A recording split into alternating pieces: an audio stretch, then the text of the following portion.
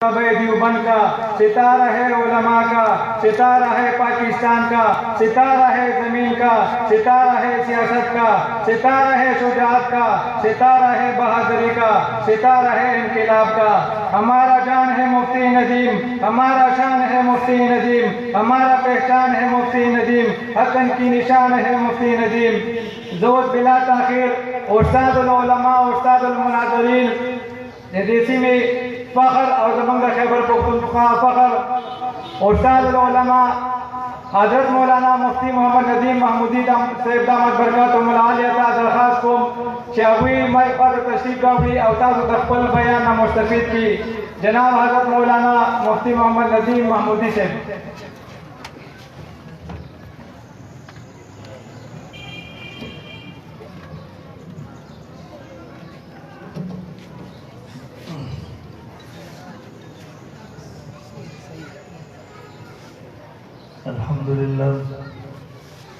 अल्हम्दुलिल्लाह मुतवहिद बिजलाल ज़ातिही व कमाल सिफातिही मुतक़द्दिस फी नऊतिल जबरूत अन शवाइबिन नफ्स व सिमाति वस्सलातु अला नबीहिल मुअय्यद बिसाति हुज्जतिही व वाज़िहि बैनाति व अला आलिहि त्वय्यिबीन त्वाहिरीन व अस्हाबिही हुदाति तरीक़िल हक़्क़ि व हुमाति। अम्मा बाद फ़अऊज़ु बिल्लाहि मिनश शैतानिर रजीम बिस्मिल्लाहिर रहमानिर रहीम। इन्ना नहनु नज़्ज़लना ज़िक्र व इन्ना लहु लहाफ़िज़ून। वक़ाल रसूलुल्लाहि सल्लल्लाहु अलैहि वसल्लम खैरुकुम मन तअल्लमल क़ुरआन व अल्लमह। अल्लाहुम्मा सल्लि अला मुहम्मदिन अब्दिक व रसूलिक व सल्लि अलल मुमिनीन वल मुमिनात वल मुस्लिमीन वल मुस्लिमात। इंतहाई वाजिबुल एहतराम हज़रात उलमाए किराम और मसलक अहले सुन्नत वल जमात सर ताल्लुक़ लरونکو د इलाके ډیرو غیرتمندو په دین مینو مسلمانانو ورونو زموږ استادو درنه جلسو پروګرام چې د قرآن مجید د ختم پروګرام دی سو ماشومانو د الله رب العالمین مقدس کتاب ته خپل سینو کې ځای ورکړی دی د رب د غازوین کتاب د خپل سینو کې محفوظ کړی دی محترم دا قسم پروګرامات د ماشومانو د هغوی د والدینو د تسلی لپاره او نورو مسلمانانو ته د ترغیب ورکولو لپاره منعقد کیږي.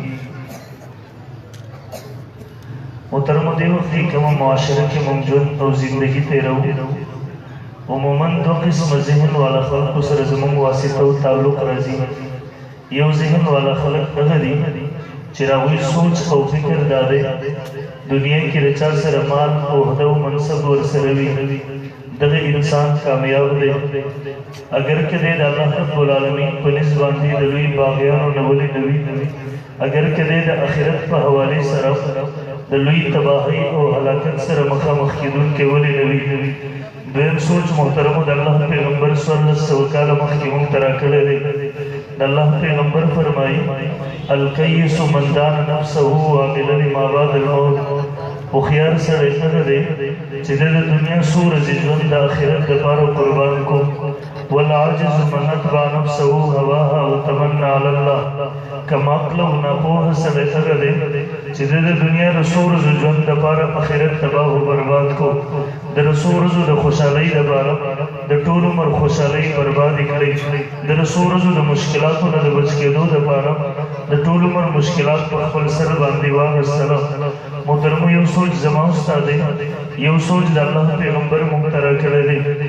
زما ستا سوچ محترمو یقینا غلط دی ځکه موږ محترمو د ماحول نه متاثره شو د هغې په بنیاد باندې یو سوچ قایم کړو د هغې په بنیاد باندې نظریه قایمه کړو. موږ د مشکلاتو نه ویریږو، موږ د حالاتو نه ګبراو شو د هغې په بنیاد باندې خپل یو سوچ قایم کړو. لیکن محترمو د الله پیغمبر د حالاتو نه نه یریږي، د الله پیغمبر د مشکلاتو نه نه یریږي، د الله پیغمبر د حالاتو نه تاثر نه اخلي. قرآن مجید میں اعلان کی وما ينطق عن الهوى ان هو الا وحی یوحى پیغمبر کے خبر تاسو ته کوي پیغمبر چې کوم سوچ تاسو ته درکوي پیغمبر چې کوم نظریه تاسو ته درکوي د دې تعلق د وحی سره وي او وحی د هر قسم غلطۍ نه پاکوي وحی د هر قسم خطا نه پاکوي د دې وجه نه محترم زما او تاسو غلطو د الله پیغمبر چې کوم سوچ موږ ته راکوي هغه سوچ او نظریه او فکر صحیح دی محتاج چاته کامیاب وایو د الله پیغمبر فرمایي دا ناکام دی محتاج چاته ناکام وایو د الله پیغمبر فرمایي دغه کامیاب دی تاسو له خبر وکړئ بیګا ته چې کلو لکېږي د خپل ځان سره لږ احتساب وکړه بیګا ته د لږ ساعت دپاره د خپل ضمیر ته مخاطب شه ضمیر دې د لږ ساعت دپاره مخاطب کړه د ده نه تپوس وکړه وایي کومه فیصله چې تا کړې ده د کومې ذلیلې دنیا دپاره آخرت تباه و بربادۍ ورته ووایي دغه دنیا د تا سره وفا کوي دی به تا ته جواب درکړي یقینا د تا سره وفا نه کوي بیا ورنه تپوس وکړه ترمنې د چا سره وفا کړې ده دی به تا ته جواب درکړي یقینا د چا سره وفا نه ده کړې بیا ورته قرآن رامخې ته کړه وایي قرآن موږ ته رایادول غواړي دلته د قارون منتقي سرمایداران راغلي د چا د خزانو کنجانې چې پوره لښکر او جماعت نه شوې ګرځولی دلته د فرعون منتقي متکبرین راغلي چا چې د انا ربکم الاعلی نارې لګولې دلته د ابوجهل منتقي بدماشان راغلي د چا د بدماشۍ د وجې نه چې د مکې مکرمې ځمکه په شریفو مسلمانانو باندې تنګه شوې وه یقینا هغه بدماشان هم لاړله هغه متکبرین هم لاړله هغه سرمایداران هم لاړله مرګ په هغه ټولو پسې راغی هغه ټول یې په سرونو باندې ووهله اچانک یې ووهله هغه ټول یې ځمکې ته راګوزار کړه او امیدونه ورزوګانې په خاورو کې میلاو شو د یقینا محترم زما استاد سره وفا نه کوي قسم دی اچانک به موږ پسې هم راشي په دا سر به مو وهي او ځمکې ته به هم راګوزار کړي او قرآن مجید ما او تا ته دغه حقیقت ذهن ته راچول غواړي قل ان الموت الذي تفرون فانه ملاقيكم پیغمبر ورته ووایه د کوم مرګ نه چې تاسو تېښته کوئ تښتی دی د ده نه نشئ تښتېدی فانه ملاقيكم دی به ډېر اچانک د تاسو سره میلاو شي او کله چې دی راورسېږي اذا جاء اجلهم لا يستأخرون ساعة ولا يستقدمون دی یوه لمحه تاخیر بیا مخکېوالی وروستوالی نه مني د دې بیا څوک نشي رامنې کولی ډېر چا زور بیا نه مني ډېر چا طاقت بیا نه مني ډېر چا بدماشي بیا نه مني ډېر چا سفارش بیا نه مني ډېر څه قسمه رکاوټ بیا نه مني اینما تکونو یدرککم الموت ولو کنتم فی بروج مشیدہ مضبوط قلاګانو کې کېنه وخت چې دې پوره شو دی به مضبوطې قلا ته به در پسې در واوړي هماغه مضبوطې قلا کې به دې په سر ووهي ښکته ځمکې ته به دې راګوزار دغه حقیقت دی محترمو قسم دی د دغه د تېښتې لار نشته دی د دغه د بچ کېدو لار نشته دی بیا لږ د ځان سره لږ ساعت ته احتساب وکړه خپل ضمیر ته مخاطب شه بیا وایي کومه فیصله چې تا کړې وي د چا ته کامیاب وی چا ته ناکام وی دا فیصله صحیح ده ته په دې باندې لږ نظر وکړه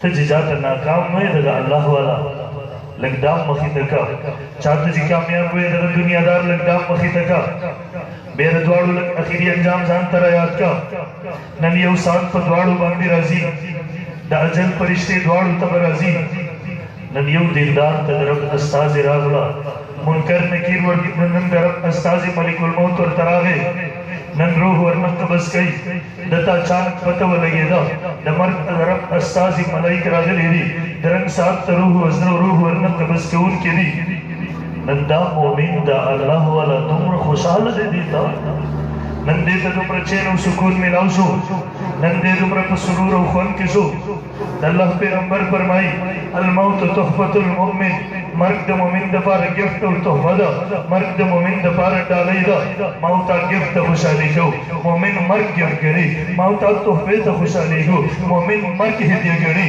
الله پیغمبر فرمایي الدنیا سجن المؤمن و جنت الکافر دغه دنیا د مؤمن دپاره قیدخانه ده یو قیدي په جیل کې و اتیا کاله په جیل کې تېر کړله نن اچانک ورته پته ولګېده د جیل نه دې رهایي ده د جیل نه دې ازادي ده خپل وطن خپل اهل و عیال ته دې تګ دی نن دې څومره خوشحاله دی قسم دی دا خوشحالي وړوکې خوشحالي ده دا د دنیا خوشحالي ده دا کمزوري خوشحالي ده د دې انتها شته دی دا د فاني ده لیکن نن چې دی الله والا ته په مرګ سره کومه خوشحالي ملاویږي قسم دی د دې اندازه ته نشي لګولی دا خوشحالي ده چې دلته د ژوند قیمت لګولی و ان الله اشترى من المؤمنین انفسهم واموالهم بان لهم الجنه دې خپل هر سره دغه قیمت ورکړی و نن ورته هغه مقصد حاصلېږي نن ورته هغه د ژوند مقصد حاصلېږي نن دې دومره خوشحاله دی قسم دی نن د دې څوک اندازه نشي لګولی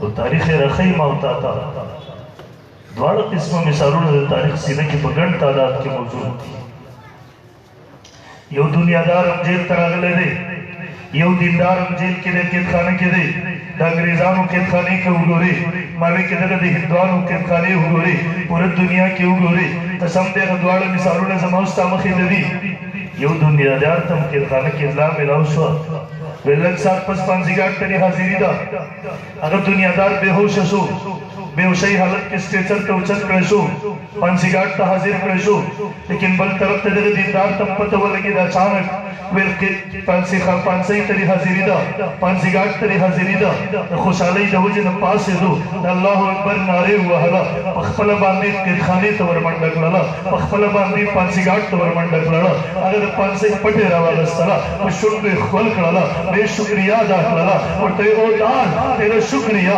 ستا شکریا نن د تا په ذریعې سره محبوب حقیقي ته رسېږم نن د تا په ذریعې سره د ژوند مقصد راته حاصلېږي نن د تا په ذریعې سره منزل مقصود ته رسېږم نن د تا په ذریعې سره وصال نصیب کېږي نن د تا په ذریعې سره د هجر دغه لمحې ختمېږي اول هغه پټه ښکلوي بې شکریا ادا کوي د مجنون او لیونو غونته کې خبرې ورسره کوي بې غاړې ته راچوي کله چې شهید کېږي یوه ناره لګوي فزت ورب الکعبه قسم په رب د کعبې باندې زه کامیاب شوم او رب طرف ته ورځم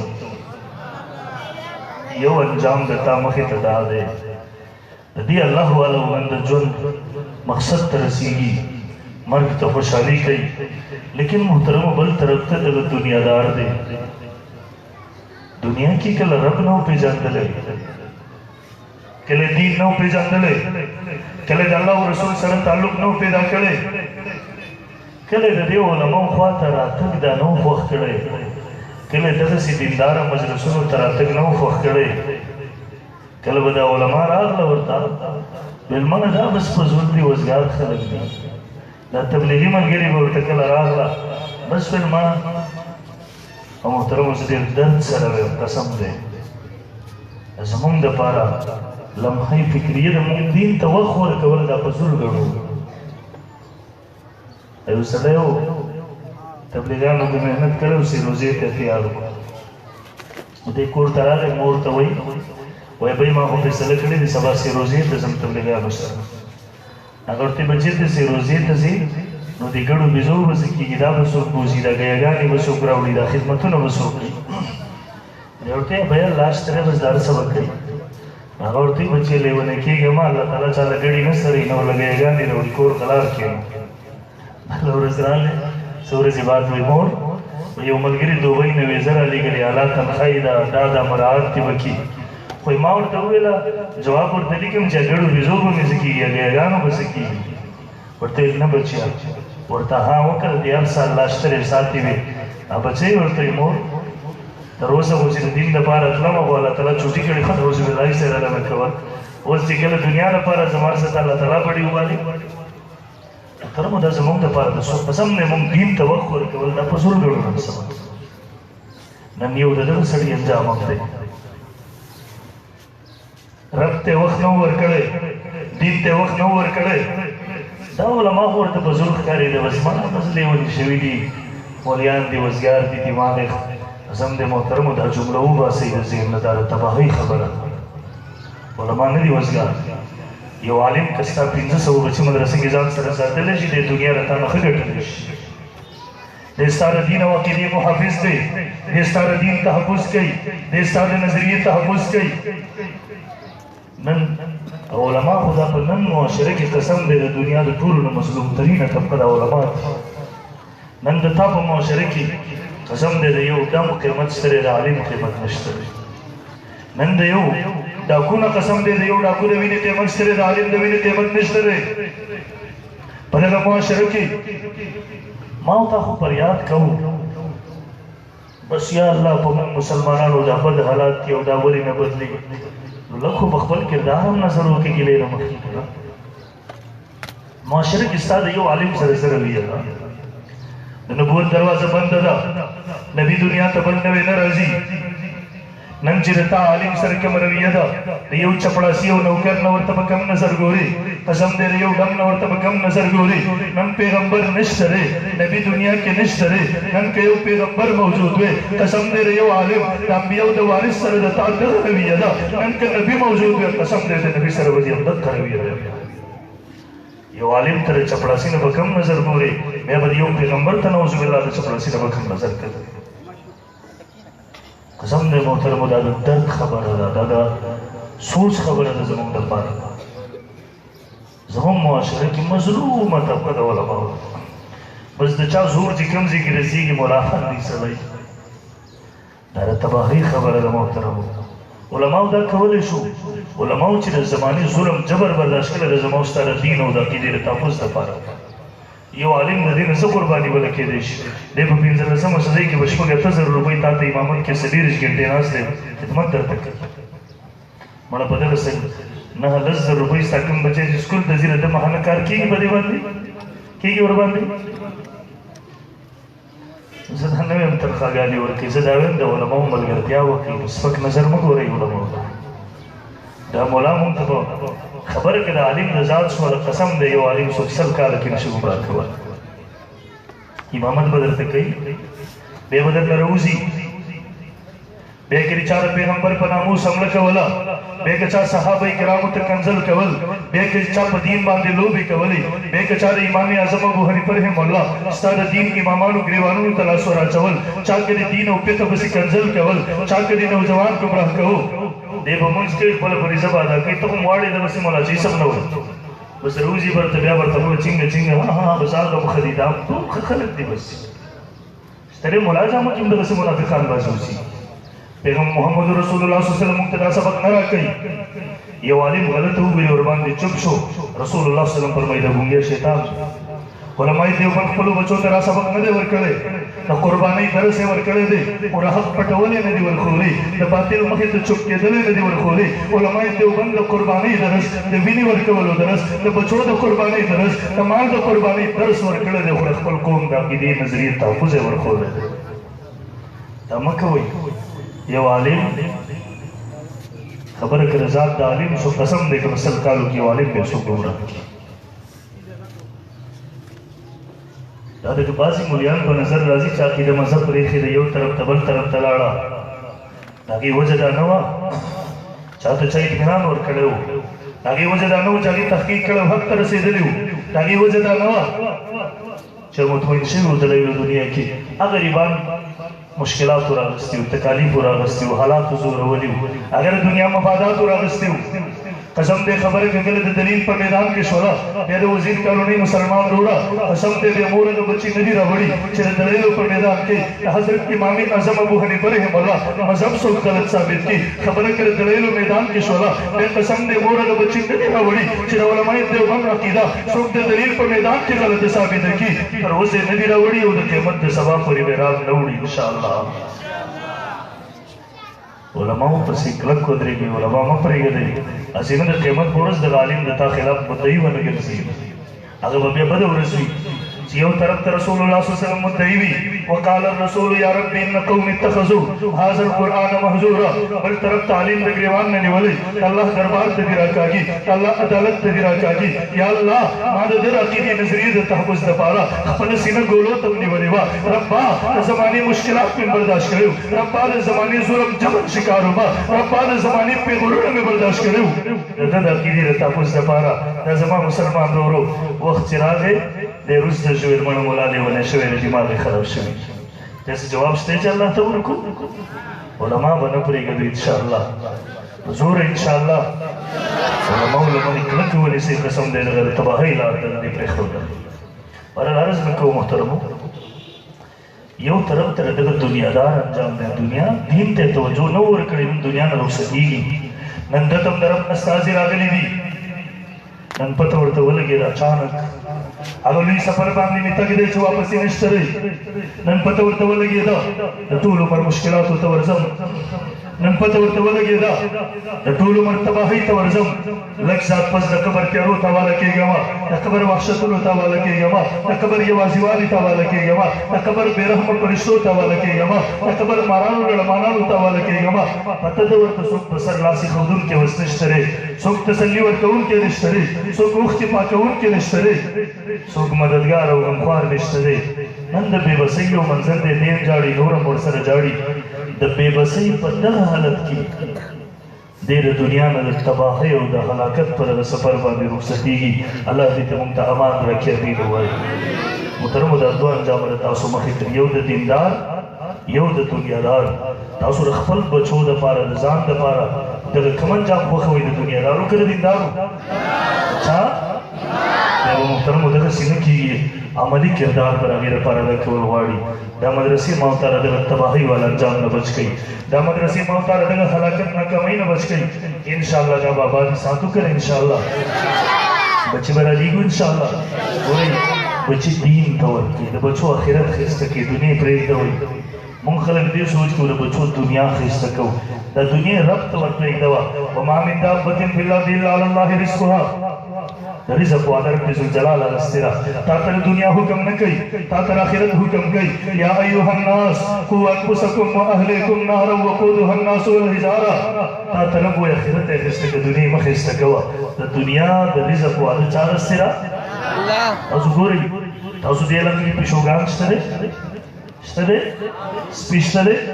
منګکان شته دی؟ که ډېر دي اوسو دې ټولو ته رزق میلاوېږي که نه میلاوېږي؟ میلاوېږي که نه؟ یو هم تر اوسه لیدلی چې د لوږې د لاسه مړ شوی کتلی هم دی؟ نو مړه چې دې ځناورو ته الله رزق ورکوي بیا ستا بچی ته دین ته وقف کړي ده ته به الله رزق نه ورکوي؟ عمر بن عبدالعزیز رحمه الله نیمې دنیا نه په زیات باندې حکمران دی. کله چې وفات کېږي یو مالدار سړی سر ته ناست دی، ورته امیرالمؤمنین دنیا نه ځي بچو ته هېڅ پرې نه ښوده. هغه ورته حلال ما سره څونه چې بچو ته یې پرېږدمه او په حرامو مې خپلو د بچو آخرت نه شو تباه کولی. دی ورته بیا وایي امیرالمؤمنین وصیت وکړه زه به د خپل مال نه ښایسته ستا بچو ته ورکړم. دی ورته ضرورت نشته دی. ورته وایي ولې ضرورت نشته دی؟ ورته ما د خپلو بچو تعلق د رب د دربار سره جوړ کړی دی که زما بچو ته د تعلق بحال وساتلو بیا زما رب ډېر غیرتي ذات دی. انشاءالله زما رب به بیا زما بچي نه ضایع کوي، زما رب به بیا زما بچي نه محرومه کوي. زما بچو سره تعلق ختم کو بیا زما بچي نه دي زه ورنه بېزاره یم، خپل کار به کوي. مستقبلو ښودله د عمر بن عبدالعزیز رحمه الله د یو بچي په دسترخوان روزانه لکونو مېلمانه وزر کېده او دا چا چې ورته خبره کوله هغه مستقبلو ښودله د هغه بچو د مدینې منورې په کوڅو کې سوالونه کول خیرات یې غونډول. بچي به رالیږو انشاءالله مدرسو او د دې مدرسو سره به تعاون کوو انشاءالله، علماو به ملګرتیا کوو انشاءالله. واده ده لږ په زوره خو اواز راکړئ که نه واده ده؟ چا واده ده؟ زه لاسونه اوچت کړئ، لاس اوچت کړئ. واده ده انشاءالله، ماښامې دی واده وکړئ، واده ده انشاءالله. الله دې لمن کولو توفیق راکړي. واخر